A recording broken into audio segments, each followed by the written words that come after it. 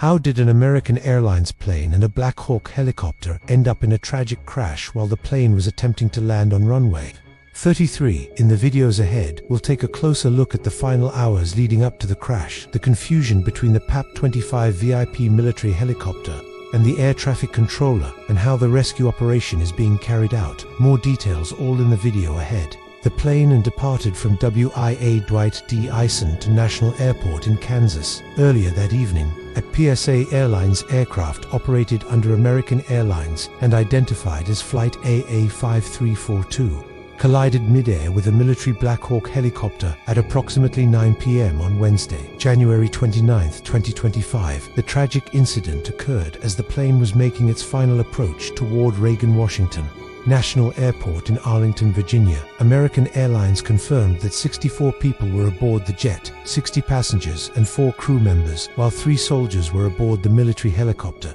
This plane's radio transponder stopped transmitting about 2,400 feet, which is around 730 m, short of the runway roughly over the middle of the river. This has marked the first major U.S. commercial crash in more than 15 years. From an aerial perspective, is evident that Flight AA5342 was approaching the airport from the south, descending over the scenic Potomac River. This area is known for its proximity to several iconic landmarks, such as the Pentagon located nearby in Pentagon City. To the north, one can spot the striking dome of the United States Capitol building, a symbol of American democracy. The Pic River, which encircles the airport and much of Arlington, serves as a natural boundary and offers breathtaking views for arriving flights. However, this area is also densely trafficked both by air and on the ground, adding to the complexity of air traffic management in the region. American Airlines Flight 5342, which we'll refer to as the landing flight, was on its final approach to runway 33 at this stage. Called short final, the aircraft was mere moments from landing, flying at an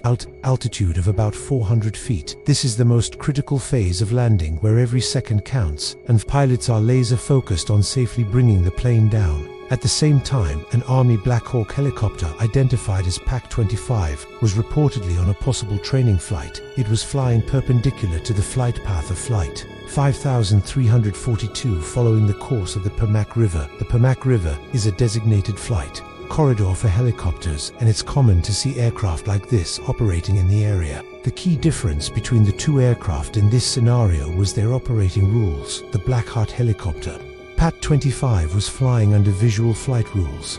This means it was required to rely on visual observation of its surroundings to avoid other aircraft. The landing Flight 5342 was operating under instrument flight rules, which give it priority over VFR flights in controlled airspace. This system assumes that VFR aircraft will actively maintain visual separation to avoid conflicts. Moments before the collision, the air traffic control tower at Ronald Reagan Washington National Airport called PAC-25 to confirm whether they had the other aircraft in sight. PAC-25 responded that they did at first glance. This seems like an acknowledge that they were aware of Flight 5342's presence and were taking steps to avoid it. However, it now seems likely that PAC-25 had mistakenly identified a different aircraft, possibly a departing flight from the same airport, and believed that was the other aircraft referred to by the tower. Tragically, PAC-25 may not have realized that Flight 5342 was descending directly into its path. This misidentification could have led to the Blackhawk failing to adjust its course in time to avoid a collision.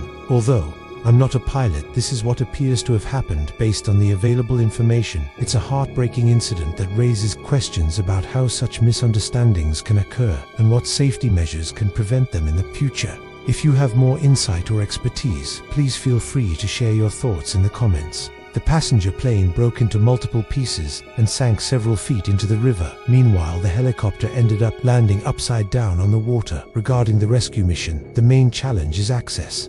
The water they're working in is about 8 feet deep, which is roughly 2.5 m. On top of that, the conditions are tough. There's strong wind, trunks of ice floating around which obstructs rescue workers. We also have audio from air traffic control that has been published online, capturing the moments as the two aircraft approached each other. In the recording, we can hear a conversation fight. It appears to involve the air traffic controller, with P standing for priority.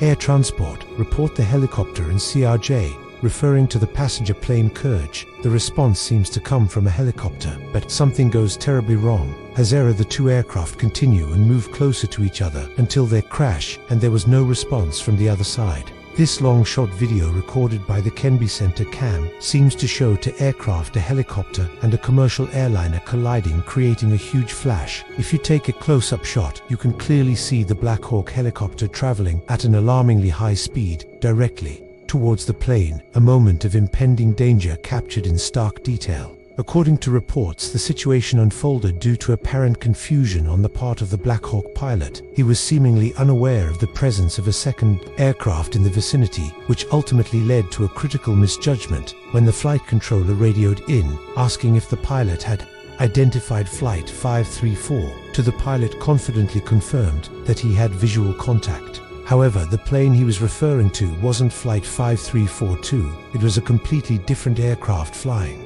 above his position. This misidentification proved costly. The pilot, certain he was operating safely, continued his course. Tragically, he ended up flying directly into the path of an oncoming aircraft. That sequence of events highlights the immense complexity and risks of aviation, where even small communication errors or lapses in situational awareness can lead to dangerous, life-threatening outcomes. Let's take a look at a different case scenario of a Jeju Air Flight 2216. This South Korean airline was granted permission to land from the south on runway 1 northward, but control tower cautions against bird activity, so the aircraft made a slight deviation in flight path. The pilot declares mayday after it hit a couple of birds, and it was instructed to make a go-around and land on runway 19 softward. It was at this moment the airplane encountered another problem with the landing gear, which did not open. Finally, the plane had to make a belly landing with what was supposedly a landing gear failure, because it hit in the middle of the runway and crashed into the elevated localizer antenna